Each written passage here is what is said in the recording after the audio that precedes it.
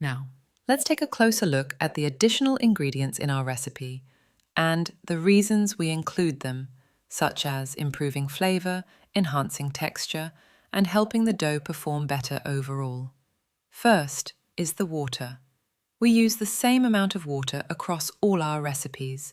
However, you may need to adjust the quantity slightly based on seasonal changes, weather conditions, and the type of flour you're using, especially with the R1 recipe if you're adding your own flour. It's important to use lukewarm water, as this helps activate the yeast. The temperature matters. Cold water won't wake the yeast up, and hot water can kill it. But even with a great dough recipe, the water may still need adjusting. Flour absorbs water differently depending on the brand, batch, or season. Weather, humidity, and mixing methods also play a role. Always go by how the dough feels. If it's too dry, add water. If it's too wet, add additional flour if you're using R1, or more Kurtos mix if you're using R2 or R4. Make a note of any adjustments so you can fine-tune the water quantity the next time you make a batch. Second is the yeast. Yeast makes dough rise by producing gas as it feeds on sugars. This creates a light, airy texture and adds flavour. Without yeast, dough stays dense and flat.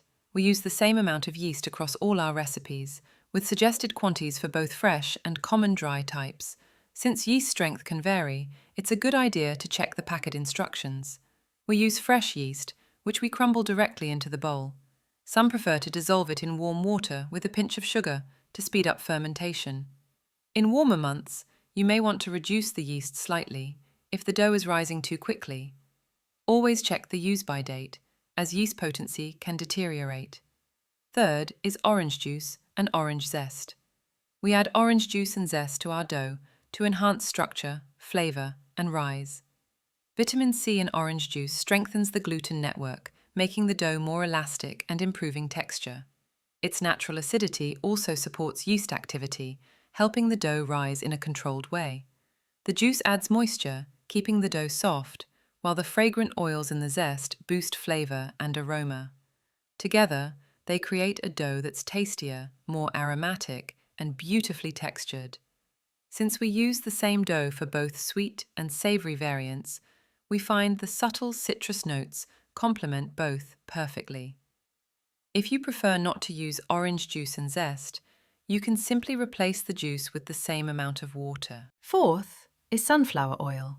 Sunflower oil is our preferred choice because of its light, neutral taste that doesn't overpower other ingredients. It improves dough texture by helping retain moisture and supporting gluten development, while also offering nutritional benefits like vitamin E. Compared to generic vegetable oil, sunflower oil is less processed, preserving more of its natural nutrients and flavour. In our experience, vegetable oils such as rapeseed oil or canola oil tend to dry out the final product.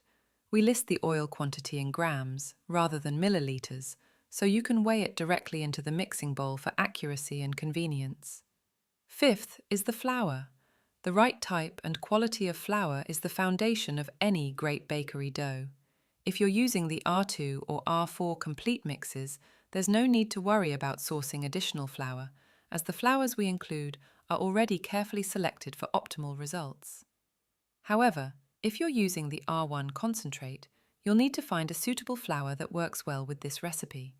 You may need to test a few different brands and types before finding one that's truly suitable.